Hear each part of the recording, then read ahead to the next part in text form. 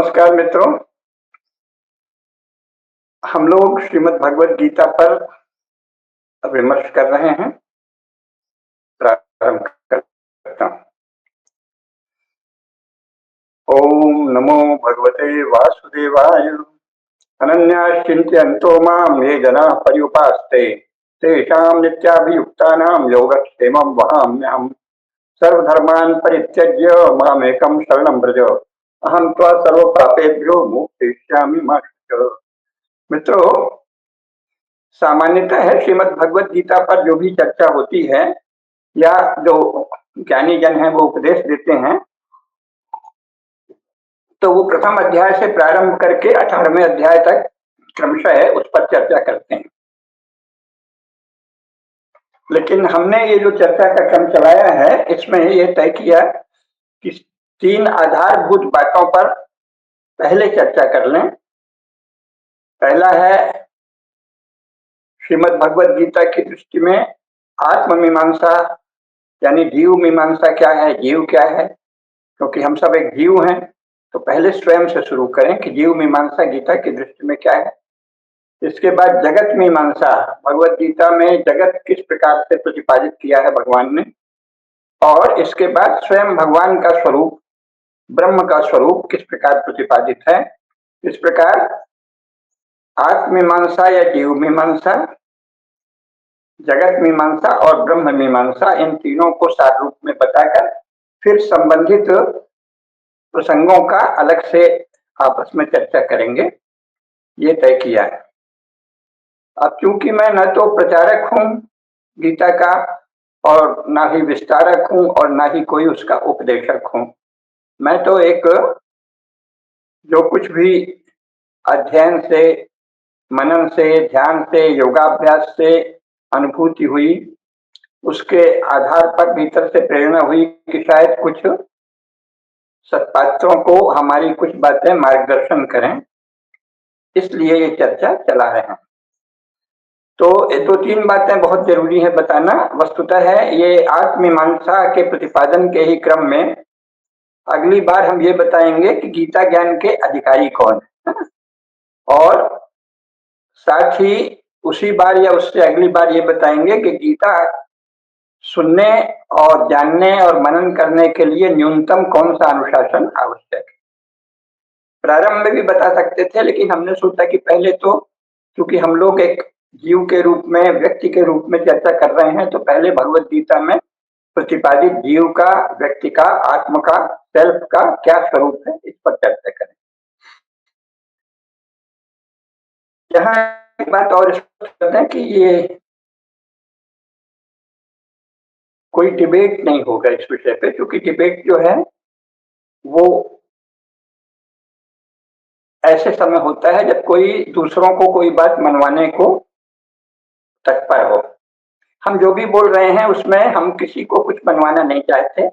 आपको उससे कुछ प्रकाश मिले तो ग्रहण करिए, अन्यथा अपना अपने को ही सही माने रहिए। ये इस तरह के जो ज्ञान है वो डिबेट का विषय हमारे अनुसार कभी भी नहीं है। या तो आप उससे कुछ प्रकाश पाएं या उससे दूर हट जाएं, अब जहां प्रकाश मिले वहां जाएं। ये अध्यात्म ज्ञान जो है या कोई भी शास्त्र, वो डिबेट का विषय नहीं है, वो जिज्ञासा का और समाधान का, सुनने का, मनन करने का और फिर निधिध्यासन का विषय है। इसलिए जो लोग हमारे किसी भी गीता संबंधी प्रतिपादन पर डिबेट चाहते हैं या किसी भी हमारे प्रतिपादन पर डिबेट चाहते हैं, क्योंकि मैं कोई प्रचारक नहीं हूं किसी भी बात का, चाहे वो राजनीति की हो, हम तो जो हमारी वय हो गई है और इतना निरंतर स्वाध्याय से अनुभव हुआ है, उसके द्वारा वो बता रहे हैं कि हमको ऐसा लगता है। किसी को वो उसमें कुछ ग्रहण करने योग्य लगे तो ग्रहण करे, अन्यथा उससे मुंह फेर ले। तो ये डिबेट का कोई भी विषय यहाँ नहीं है, जिज्ञासा का समाधान होगा। अगर आपकी कोई भी जिज्ञासा है तो हमारे जो संचालक हैं उनसे भी हमने आग्रह किया है कि नीचे हमारा व्हाट्सएप नंबर चला दें, 8349350267। इस व्हाट्सएप पर अगर आप पूरी विनम्रता के साथ कोई जिज्ञासा करेंगे तो जो हमें सूझेगा वैसा समाधान करेंगे, ये जानना चाहिए।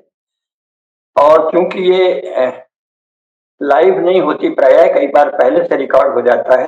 तो हमने ये भी कहा है कि जो हम बोलेंगे उस पर जो प्रश्न वो आप या तो स्वयं साइट पर पूछ लें या हमारे व्हाट्सएप पर पूछ लें, तो उनमें से जो समाधान योग्य लगेगा, मुझे जो समाधान योग्य लगेगा उसका मैं समाधान दूंगा, और जो प्रश्न व्यर्थ लगेंगे उनकी उपेक्षा कर देंगे। क्योंकि ये न तो कोई एडवर्टीजमेंट है, न कोई मार्केटिंग है, न कोई सेल्समैनशिप है, न कोई प्रोपेगेंडा है, न कोई प्रचारक के रूप में हम कुछ बोल रहे हैं, न ही विस्तारक के रूप में। हम एक ऐसा व्यक्ति जो चाहता है कि अगर इन बातों में कुछ ग्रहण करने योग्य हो तो नई पीढ़ी में तो ग्रहण कर लें, ऐसी एक उदात्त वृत्ति से कुछ बोल रहे हैं। एक अन्य प्रश्न एक श्रोता ने पूछा है, दर्शक ने, श्रोता ने, ऑडियंस से, कि अगर पहले कुछ अपराध हो जाए तो उनका प्रायश्चित क्या है। तो इसमें दो बातें हैं। पहला तो हमारे धर्मशास्त्रों में प्रत्येक पाप का प्रायश्चित दिया है, और उस पर हमारी पुस्तक में भी शास्त्र में जो लिखा है उसकी प्रस्तुति हमने की है संक्षेप में, अलग से भी बता देंगे, लेकिन इस तरह के प्रायश्चित सदा एक अलग अलग व्यक्तिशः बताने चाहिए। इसलिए वो आप अगर हमसे व्हाट्सएप में पूछेंगे तो ही हम बताएंगे। सार्वजनिक रूप से इतना ही कहा जा सकता है कि प्रत्येक पाप का प्रायश्चित शास्त्र में प्रतिपादित है। पाप लघु है कि मध्यम है कि बड़ा है, उसके अनुसार प्रायश्चित करना चाहिए। लेकिन उसके साथ क्योंकि आप गीता सुन रहे हैं तो दो बातें विशेष ध्यान रखनी चाहिए। पहली बात ये कि जो भी पाप कोई भी व्यक्ति करता है वो किनके द्वारा करता है। मन और बुद्धि में जब कोई भाव संकल्प आता है, दूषित भाव या अनुचित भाव या अधर्ममय भाव, उसके अनुसार आप कर्म करते हैं। तो वस्तुतः जिसे शुद्ध करना है वो है मन और बुद्धि। उसके लिए साधना आवश्यक है, और उस साधना का ही एक अंग है गीता का नित्य पाठ करना, उसका मनन करना, और उसमें जो बताए गए हैं उपाय, आहार विहार के, रहन सहन के, ध्यान के, उपासना के, उनको करना। और इसके साथ ही ये ध्यान रखना है कि भगवान ने क्या कहा है, सर्वधर्मान परित्यज्य मामेकं शरणं व्रज अहम त्वा सर्व पापेभ्यो मोक्षयिष्यामि मा शुचः। तो अगर आप सचमुच भगवान की शरण में जाते हैं तो वो स्वयं आपको सब पापों से मुक्त कर देंगे, पर वो शरण आपकी गहरी और सच्ची होनी चाहिए। अब अभी चूंकि आत्ममीमांसा का क्रम चल रहा है, तो हमने पिछली बार आपको अध्याय 15 के श्लोकों की चर्चा करते हुए कुछ आधारभूत बातें बताई थी। हमने ये बताया था कि जीव जो है वो ईश्वर का सनातन अंश है, तो वो सदा ही मुक्त रहता है। तो मोक्ष और बंधन बुद्धि के गुण हैं। आत्मा का न कभी बंधन होता और न ही कभी मोक्ष, ये भी अच्छे से बताया था। और यहाँ बुद्धि का अर्थ केवल इंटेलेक्ट नहीं है, उसके व्यापक, बुद्धि में बहुत शक्ति है। उसका योग के संदर्भ में जब चर्चा आएगी तब हम फिर और उसका विस्तार से बताएंगे। तो जीवात्मा इंद्रियों से, मन से और बुद्धि से जब तक अपने को संपृक्त रखता है, तदाकार रखता है, एकाकार रखता है, तब तक जो भी है वो उसका कर्ता, अनुमंता, वार्ता, भोक्ता है। और जब वो आत्म स्वरूप को जान लेता है तो इसमें से कुछ भी नहीं। तो सत्य क्या है?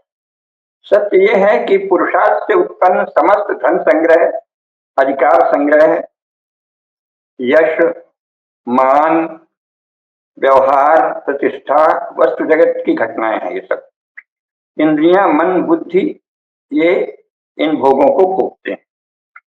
सिद्धि भी बुद्धि गुण। साधना से साधक की बुद्धि में कतिपय शक्तियां आ जाती हैं, आत्मा की दृष्टि से वे सब भी बाहरी हैं।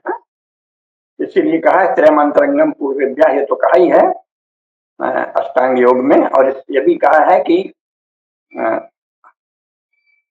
साधक को सिद्धियां जब प्रलोभन दें तो साधक को उनसे अगर आगे जाना है आत्मज्ञान के संदर्भ में तो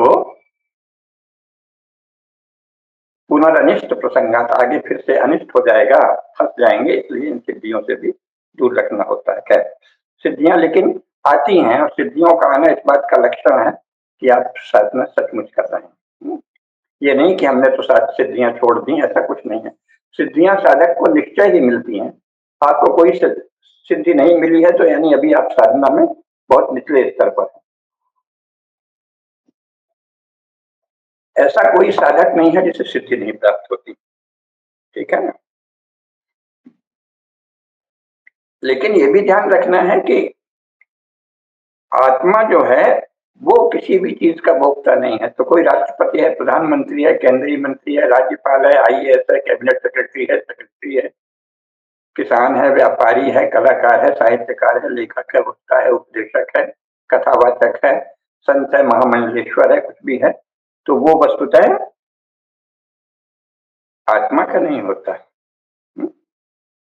कोई आत्मा राष्ट्रपति नहीं होती, आत्मा महामंडलेश्वर भी नहीं होता, आत्मा महात्मा भी नहीं होता।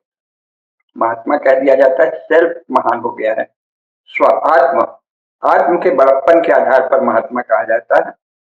आत्मा न तो महान होती न लघु होती, आत्मा तो आत्मा ही है, वो सदैव महान है और उसमें न कोई लघुता होती न कुछ है। इसी प्रकार कलाकार, शिल्पकार, मूर्तिकार, चित्रकार, गायक, वादक, नर्तक, ये भी कोई आत्मा नहीं होती। ये सभी बुद्धि गुण हैं जो संबद्ध जीवात्मा द्वारा देह, मन, बुद्धि से, कौशल, अभ्यास से, अध्ययन से, मनन से, प्रशिक्षण से संबंधित अपर विद्याओं के ज्ञान से संपन्न होते हैं। वस्तुतः जो जीवात्मा है उसमें कुछ भी घटित नहीं होता, ये सब बाहरी घटनाएं जीवात्मा की दृष्टि से। और वैसे सब कुछ अंतर में ही घटित होता है, मन में, बुद्धि में।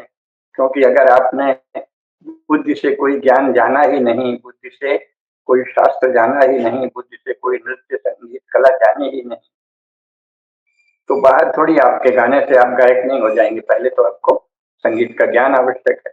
तो इसको समझिए कि शरीर और इंद्रियों के स्तर पर ये सब कुछ भीतर घटित होता है ज्ञान, लेकिन आत्मा की दृष्टि से ये बाहर घटित होता है, आत्मा में कुछ घटित नहीं होता, है ना। इसीलिए साधना में भी कहा ना, त्रयम अंतरंगम पूर्वेभ्या, पहलों की तुलना में धारणा, ध्यान, समाधि भी अंतरंग है, लेकिन तदपि बहिरंगम निर्बीज से, लेकिन निर्बीज समाधि की तुलना में ये बहिरंग है। तो इसको ये सूक्ष्म बातें हैं, ये समझना चाहिए। तो जीवात्मा जो है वो दृष्टा है या अध्यक्ष है, जिसको भगवान कृष्ण ने अपने बारे में संक्षेप में कह दिया है, मयाध्यक्षेण प्रकृति सूयते सचराचरम। भगवान ने क्या कहा है, मेरी अध्यक्षता में इस प्रकृति की रचना होती है, निरंतर चल रही। अध्याय 9 में भगवान ने स्पष्ट कहा है, न च मां तानि कर्माणि निबध्नन्ति धनंजय, उदासीन वदासीनम असक्तम तेषु कर्मसु। मयाध्यक्षेण प्रकृति सूयते सचराचरम हेतुनानेन कौन्तेय जगद विपरिवर्तते। मेरी अध्यक्षता में ही यह प्रकृति चराचर सहित सर्व जगत को रचती है, और इसी से हेतुना अनेन, इस हेतु से ही यह जगत, यह संसार चक्र निरंतर घूम रहा है। तो संसार चक्र भगवान की अध्यक्षता में ही घूम रहा है, इसलिए भगवान के बनाए जो सार्वभौम नियम है, अनुशासन है, उनसे ही इस सृष्टि का प्रत्येक कण अनुशासित है, शासित है। तो हम जो भी कर्म करते हैं उसकी हमारे चित्त में छाप पड़ती, उसी को संस्कार कहते हैं। तो प्रत्येक कर्म का जो संस्कार पड़ता जाता है उसी से कर्माशय बनता है। तो ये ध्यान रखें कि, और फिर संस्कार भी स्मृति को जगाते हैं, है ना। तो प्रत्येक स्मृति संस्कार फलक होती है, और प्रत्येक स्मृति अंत में चित्त में एक छाप छोड़ती है, जिसे संस्कार कहते हैं। और प्रत्येक संस्कार यथा समय उस स्मृति को जगाता है, उससे संबंधित। जैसे मान लीजिए आप में भक्ति का संस्कार है, भक्ति की, आपने भक्ति का गायन किया, वादन किया, साधना की, मनन किया, तो आपके चित्त में भक्ति के संस्कार हो गए। भक्ति के वे संस्कार भक्ति के भाव को फिर से जगाएंगे, भक्ति की स्मृति को जगाएंगे। इसी प्रकार प्रत्येक स्मृति आकांक्षा फलक है या वासना फलक है। आप में भक्ति के भाव आ गए तो आप में भक्ति की आकांक्षा होगी। किसी में कामना, कामुकता के या काम के या काम भाव के संस्कार आ गए तो फिर उनमें काम की आकांक्षा होगी। तो प्रत्येक स्मृति आकांक्षा फलक है, और प्रत्येक आकांक्षा स्मृति फलक है। आपको जो भी आकांक्षा हुई आपने कोई सुंदर दृश्य देखा, आपने राष्ट्रपति भवन देखा, संसद देखा, मंदिर देखा, बहुत भव्य मंदिर देखा, अयोध्या में भगवान श्री राम का मंदिर देखा, तो ये क्या हुआ? आपने देखा, ये जो घटना है, फिर इसकी चित्त में स्मृति रह जाती है। जब स्मृति रह जाएगी तो वो संस्कार रूप में उसकी छाप पड़ जाएगी, तो अगली बार आपको फिर इच्छा होगी कि हम भगवान का मंदिर देखें या और कोई भव्य मंदिर देखें। तो प्रत्येक आकांक्षा किसी स्मृति को जगाती है और प्रत्येक स्मृति किसी आकांक्षा को जन्म देती है, और इस तरह ये चलता है। प्रत्येक स्मृति आकांक्षा फलक है और प्रत्येक आकांक्षा स्मृति फलक है। चित्त में जब कोई भी भाव होता है तो स्मृति जगती है, कोई वासना जगती है, कोई आकांक्षा जगती है, कोई संकल्प जगता है। किसी भी क्रिया के करने का जो भाव होता है, उन सबकी एक छाप पड़ती जाती है चित्त में, इसी को संस्कार कहते हैं। और इन संस्कारों का समुच्चय ही कर्माशय। हमारे ही धर्म और अधर्म रूपी कर्म अथवा उनके मिश्रण के रूप में हम जो भी काम करते हैं, उनका चित्त में प्रतिक्षण, उनकी छाप भी पड़ रही है, उनके संस्कार पड़ रहे हैं, या इस तरह से जो संस्कार जो पोषित होते रहते हैं, तो संस्कार कुंज ही कर्माशय के कारक हैं। कर्माशय की रचना क्या कैसे होती है? संस्कार कुंज से, और उसके परिणाम कर्मफल सिद्धांत के अनुसार अवश्य मिलते हैं। तो चित्त के कर्म, लेकिन ये कौन से कर्म? आपने खाना खाया तो ये कोई कर्म शारीरिक जो है उसकी कोई छाप नहीं पड़ती। आपका जब आपका मन ये नोट कर रहा है कि मैं भोजन कर रहा हूँ, और जो भोजन कर रहा हूँ वो ऐसा था, स्वादिष्ट था, अस्वाद था, ये मुझे अच्छा लगा नहीं, लेकिन चित्त के जो भी कर्म है, चित्त में आपके जो कुछ कर्म घटित होता है उससे कर्माशय बनता है। चित्त के कर्म से। देह से आप क्या कर रहे हैं इससे उसका कोई संबंध नहीं है। चित्त जो देह को चला रहा है, तो उस चित्त में हर चीज की छाप हो रही है। ये बड़ी सूक्ष्म विवेचना है, ये ध्यान रखें। क्योंकि जब हम समझेंगे कि जो वस्तुतः है ईश्वर अर्पित बुद्धि से काम कर रहा है, अगर वो सचमुच ईश्वर अर्पित है, तो फिर उसका कोई संस्कार नहीं बनेगा, क्योंकि उसको चित्त में केवल ईश्वर और स्वधर्म कर्तव्य पालन है। लेकिन ये बहुत उच्च स्थिति है, उस पर बाद में आएंगे। सामान्यतः हम जो भी कर्म करते हैं, अगर वो ईश्वरार्पित बुद्धि से कर रहा है, तो ईश्वरार्पण की यही संस्कार हो जाएंगे, भक्ति के संस्कार दृढ़ होंगे। तो अगले जन्म में फिर जो क्रिया किया है उसके संस्कार नहीं होंगे। ईश्वरार्पित बुद्धि से किया है तो ईश्वर भक्ति के संस्कार होंगे। तो सभी कर्मों की, सभी क्रियाओं की, सभी संकल्पों की और स्मृतियों की भी एक छाप पड़ती जाती है, चाहे वो धर्म हो, अधर्म हो या मिश्रित हो। तो ये कहा गया है कि कर्माशय ही घनीभूत होकर कर्म विपाक होता है। और योग सूत्र क्या कहता है? सति मूले तद विपाक हो, जात्यायु कहा। आपकी जाति क्या होगी, आपका भोग क्या होगा और आपकी आयु कितनी होगी, ये कर्माशय से ही तय होता है। तो ये भगवान ने अच्छे से समझाया है। तो ये तो एक पक्ष हुआ। इसका दूसरा पक्ष भी है कि तो फिर जीव के स्तर पर हम क्या करें और क्या नहीं करें। तो पहली बात ये है कि जो लोग पहले ही दिन से गीता को छुआ या गीता की बात की और शुरू करने लगते हैं कि बस मोक्ष और ईश्वर, तो वो एक भ्रमित करना है। जन्म जन्मांतर के संस्कार और आकांक्षाएं प्रत्येक चित्त में हैं। वो आकांक्षाएं या तो योग से, योगाग्नि से नष्ट होंगी। ज्ञानाग्नि सर्वकर्माणि भस्मसात् कुरुते तथा यथैधांसि समिद्धोऽग्निर् भस्मसात् कुरुते अर्जुन। जैसे अग्नि जो है सभी ईंधनों, जो भी ईंधन है उसको नष्ट कर देती है, समिधा को भी, उसी तरह ज्ञानाग्नि सर्वकर्माणि भस्मसात् कुरुते तथा ज्ञानाग्नि सभी कर्मों को भस्म कर देती है। पर वो बहुत ही साधना के बाद आता है। अन्यथा सामान्यतः आपके जो भी संस्कार हैं, हम सबके उन संस्कारों से बना हुआ जो कर्माशय है, उसके अनुसार ही जाति, आयु और भोग होता है। तो पहले आपको उन संस्कारों और उन आकांक्षाओं को खंडित करना होता है, या तो वो योग के द्वारा सूक्ष्म रूप से तीव्रता से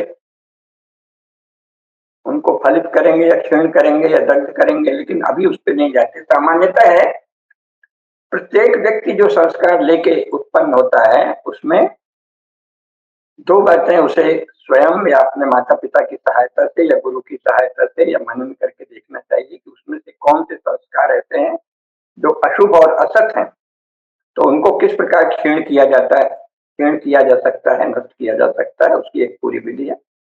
और कौन से संस्कार ऐसे हैं जो श्रेष्ठ हैं, तो हमको वो पुरुषार्थ के रूप में फलित करना चाहिए।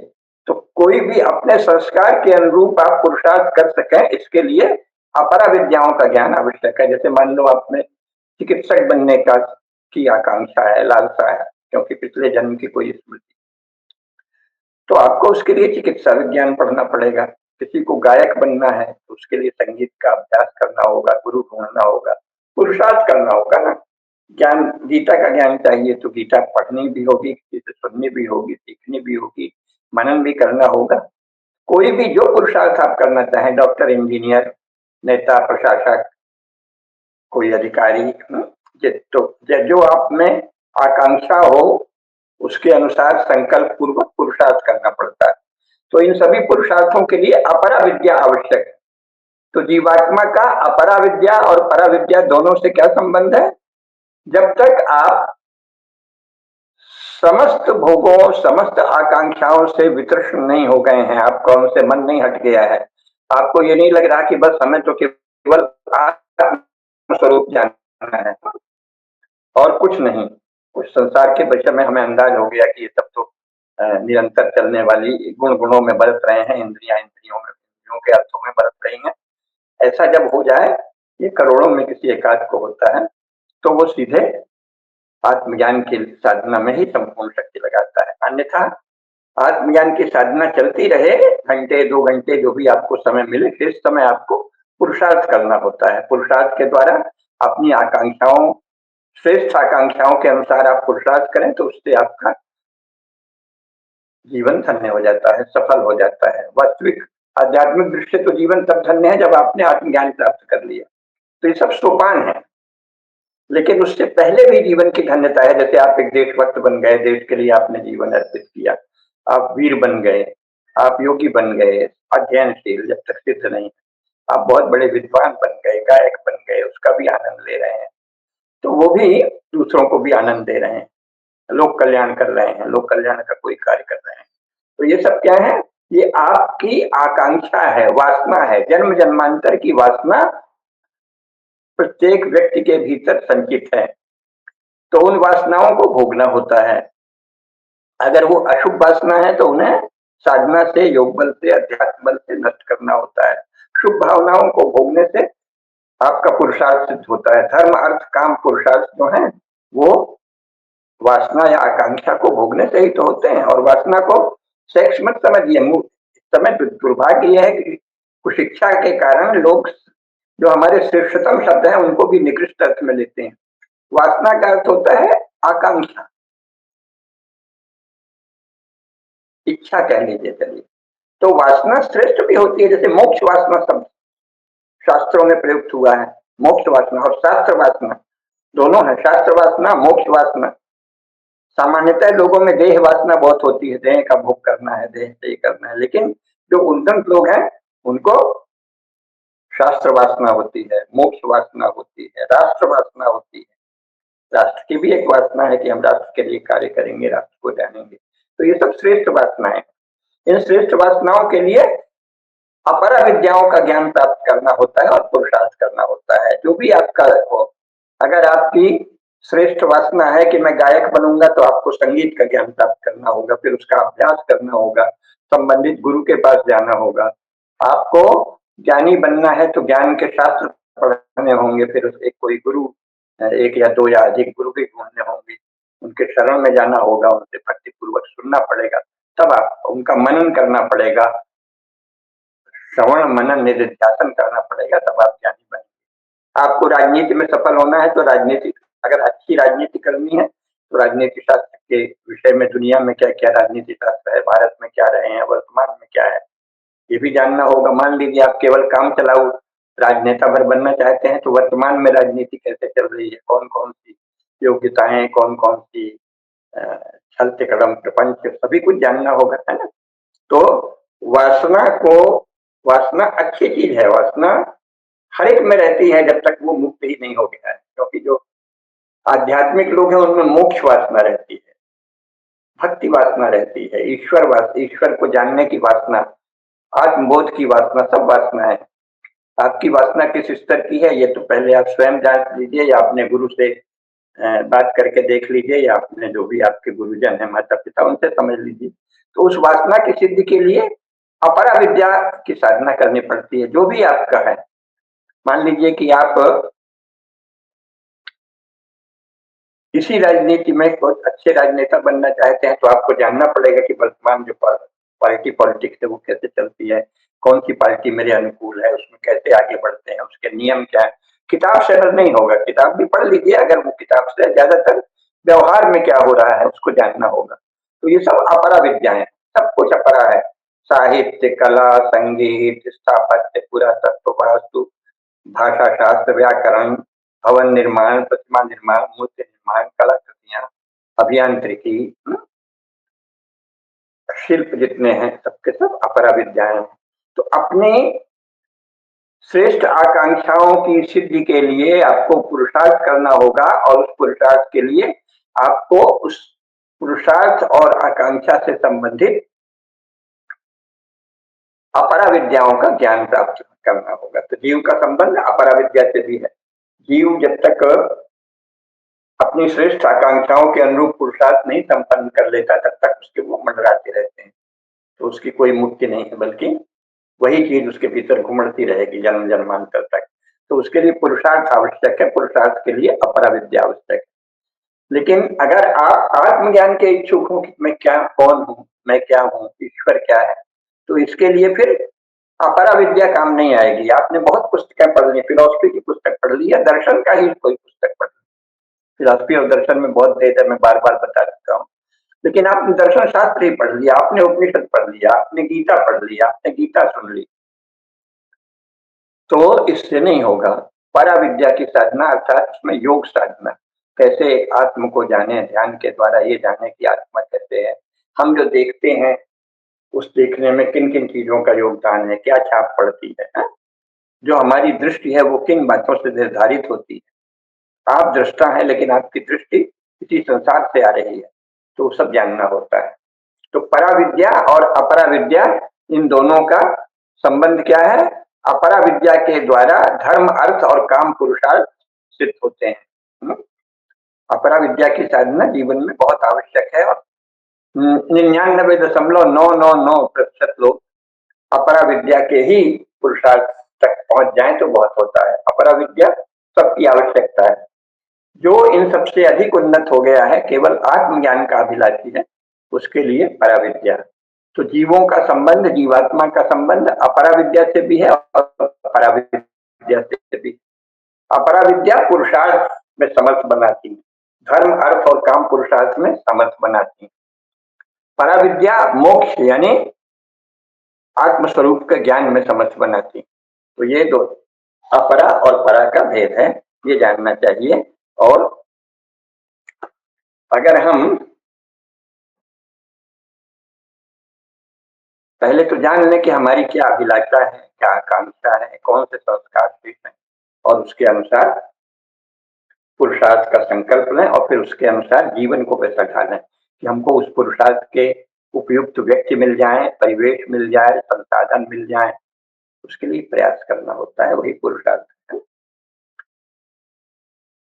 और ये जन्म जन्मांतर से चले आए कर्माशयों से निर्धारित होता है, एक ही जन्म में प्रायः नहीं होता, पूर्व जन्म का बहुत होता है प्रमुख, एक भविष्य। इसीलिए कहा है कि अधिकांश जो आपके कर्माशय हैं उसमें मुख्य भूमिका अभी से तत्काल पहले के जन्म की, तत्काल पिछले जन्म, उसको योग साधना के द्वारा जाना जाता है, या स्वयं ही अवलोकन करके गुरु के मार्गदर्शन से अपने संस्कारों को जाना जाता है।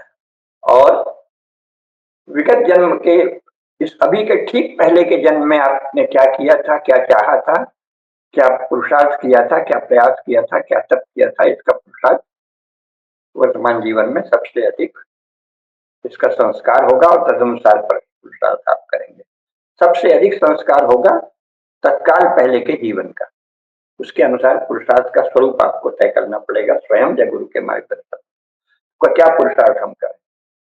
और दूसरी बात यह है कि कर्माशय से ही जाति, आयु और भोग तय होते हैं। तो आप जो सुन रहे हैं वो तो मनुष्य रूप में सुन रहे हैं, तो जाति तो तय हो चुकी है। जाति का यहाँ योग शास्त्र में दर्शन के मूल उसमें जाति का अर्थ होता है आप किस योनि में पैदा हुए। समान प्रसवा योनि ये कहा है ना। तो अगर आप स्त्री की योनि से पैदा होते हैं यानी माता की, मानवी की, तो आप मनुष्य हैं, एक ही जाति है। जो गाय की के गर्भ से पैदा होता है वो गोवंश है, चाहे बच्चिया हो चाहे बछड़ा हो, उसका गो योनि है, सिंह योनि है, अलग अलग सब योनियां है ना। हस्त योनि है, हाथी की योनि है, पक्षियों की भी योनि होती है, तो सबकी अलग अलग योनि है। और ये कैसे होता है? सच मूले तद विपाको जात्यायुर्भोगा। कर्माशय कर्म विपाक के अनुसार जाति का अर्थ है आप मनुष्य होंगे कि चिड़िया होंगे, चिड़िया होंगे तो कौन सी होंगे, शेर होंगे कि हाथी होंगे, कबूतर होंगे कि बाज होंगे, मृग होंगे कि कोई और पक्षी होंगे या कोई और हिरण के जैसा कोई अन्य जीव होंगे, है ना। जलचर थलचर नभचर जो भी आप जीव होंगे वो सब आपके कर्म और संकल्प और पुरुषार्थ के समुच्चय के रूप में कर्म विपाक से सच मूले तद होगा, है ना। सच मूले तद विपाको, सच मूले तद विपाको होगा। कर्म विपाक से जाति तय होती है। आयु भी विगत जन्मों के कर्म से तय होती है कि आप कितने वर्ष जिएंगे, कब तक जिएंगे, कब दुर्घटना में मरेंगे या दुर्घटना होकर बच जाएंगे, उसके बाद भी फिर इतने वर्षों में मरेंगे। तो आयु भी पिछले जन्मों के कर्म विपाक का परिणाम होती है। और भोग, इसीलिए कई बार होता है किसी ने कोई विशेष कार्य नहीं किया फिर भी सफल हो गया, और कोई निरंतर लगा है और सफल नहीं हो रहा है। तो उसमें जो निरंतर लगा है, पूरी शक्ति लगा रहा है, परिश्रम कर रहा है, फिर भी सफल नहीं हो रहा है, तो उसे निराश नहीं होना चाहिए। जान लेना चाहिए कि पिछले जन्म का कर्म विपाक है, तो नहीं सफल होते। और कुछ लोग जरा से ही कर्म से सफल हो जाते हैं, तो ये उसका पिछले जन्म का पुण्य फल। तो इसलिए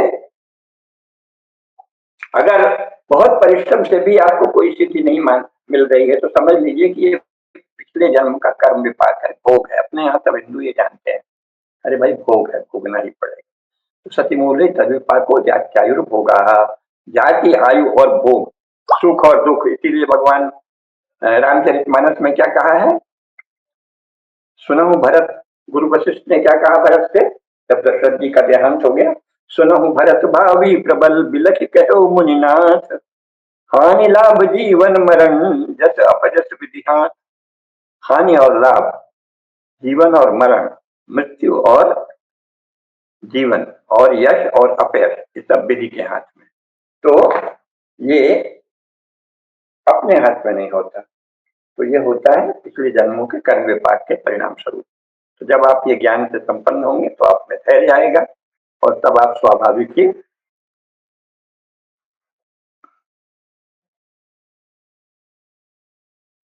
संतोष भी करेंगे, संकल्पवान भी होंगे कि भाई तो हमारा है। तो जैसा मैंने बताया, एक बार फिर दोहरा दें, संक्षेप ये है कि बंधन और मुक्त दोनों बुद्धि की दशाएं हैं। आत्मा का न तो बंधन होता और न ही मुक्ति।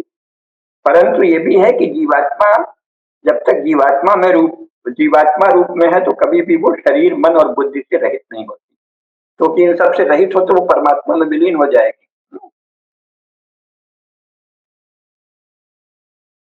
बूंद में सिंधु समान यदि कह दिया है, या सिंधु में बूंद तो समाता ही है, वो एक ही चीज है, उसको वर्णन नहीं कर सकते। बूंद में समुद्र आ गया कि समुद्र में बूंद चली गई, वो वर्णन से परे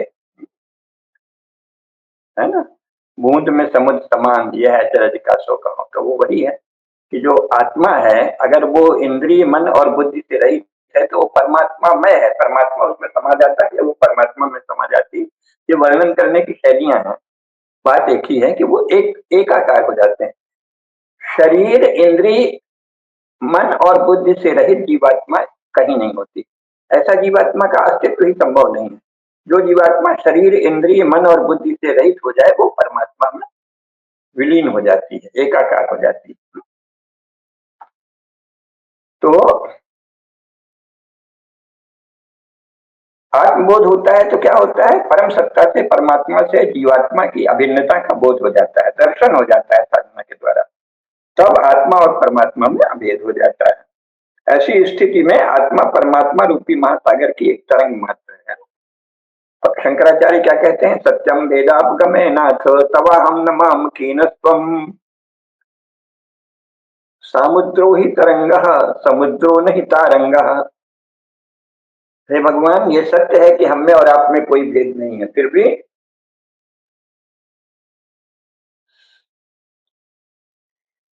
तरंग जो है वो समुद्र का अंग है, लेकिन समुद्र तरंग का अंग नहीं। हम सब भगवान के अंश हैं, भगवान हमारा अंश थोड़ी। तो तरंग समुद्र का अंग है, समुद्रो ही तरंगा समुद्रो नहीं तारंगा। तरंग समुद्र है, यानी समुद्र का अंग है, लेकिन समुद्र तरंग का अंग नहीं है। वो तो उसमें बहुत सारी तरंगें समाई। तो ये सब ज्ञान साधना से हो जाता है। तो जब परमात्मा से जीवात्मा की अभिन्नता का दर्शन हो जाता है तब अभेद हो जाता है, और ऐसी स्थिति में आत्मा परमात्मा रूपी महासागर की तरंग नष्ट होकर रह जाती है। बंधन का कोई उपकरण नहीं बचता, क्योंकि बंधन के उपकरण क्या है, बुद्धि। बुद्धि में भ्रांति या मोह या आरोपण, उसी से सारा बंधन शुरू होता है। उसी से मन और इंद्रियां उन चीजों में रमती हैं, लगती हैं।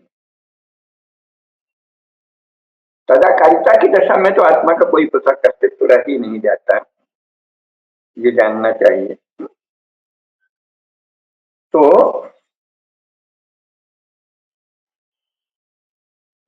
जीवात्मा जब तक स्वयं को दृष्टा की तरह मानती है, दृश्य जगत से अभिन्न देखती है, तो तब तक वो जीवात्मा है। दृष्टा और दृश्य में एकता या एकात्मता की अनुभूति ही जीवात्मा की स्थिति का कारण बनती है। जब जीवात्मा ये जान लेती है कि मैं दृष्टा हूँ, लेकिन ये जो दृश्य है ये अलग है, और मुझ में जो शक्ति है, देखने की शक्ति है, वो अलग है, तब उसे आत्मबोध हो जाता है, और फिर वह परमात्मा की ओर प्रयाण करती है ना। तो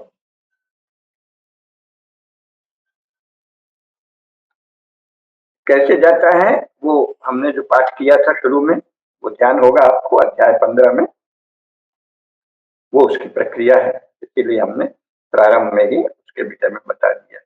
क्या कहा है अध्याय 15 में, प्रारंभ में ही है।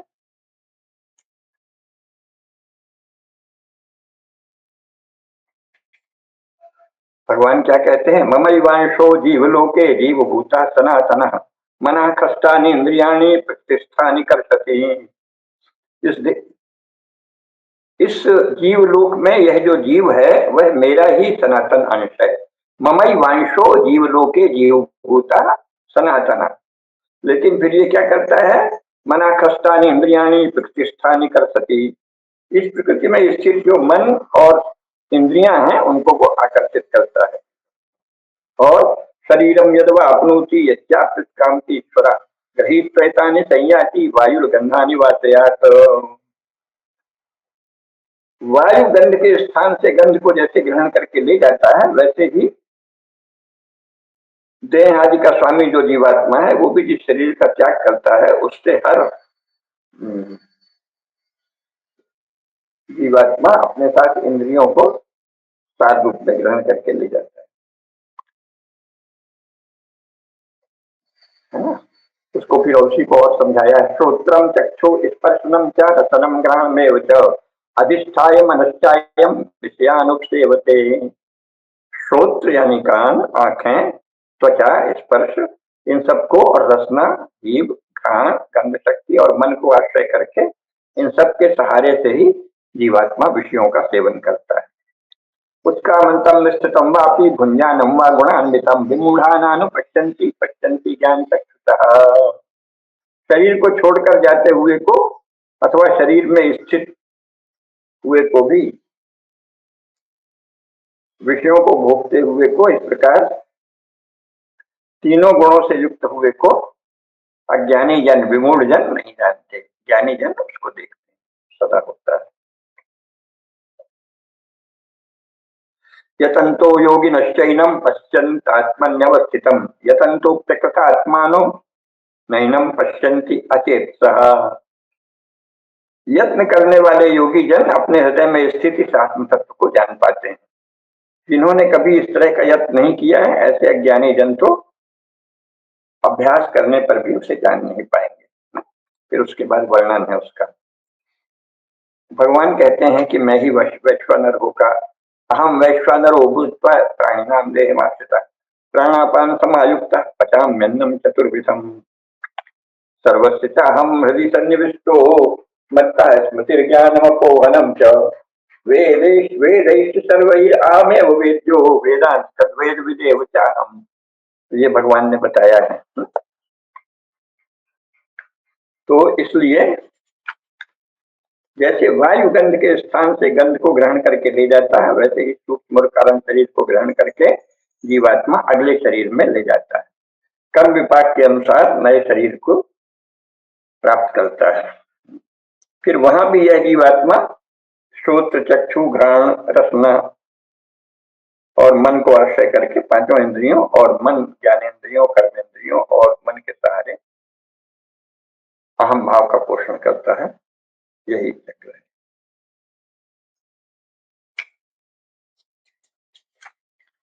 तो जीवात्मा का अपरा विद्याओं से भी संपर्क महत्वपूर्ण है, क्योंकि उसके द्वारा आप पुरुषार्थ संपन्न करते हैं और भोग करते हैं। और जब आप अधिक विकसित हो जाते हैं साधना के द्वारा, केवल परा विद्या के द्वारा बुद्धि के मूल स्वरूप को, इस जगत के स्वरूप को जानना होता है। जान लेने पर वो अपने आप छूट जाता है। और वो छूटने की जो प्रक्रिया है वो परा विद्या की सहायता से संपन्न होती है। यही परा विद्या का रहस्य है। तो आज इतना ही। शेष फिर धर्म की जय हो, अधर्म का नाश हो, प्राणियों में सद्भावना हो, विश्व का कल्याण हो। नमः पार्वती पतये, हर हर महादेव।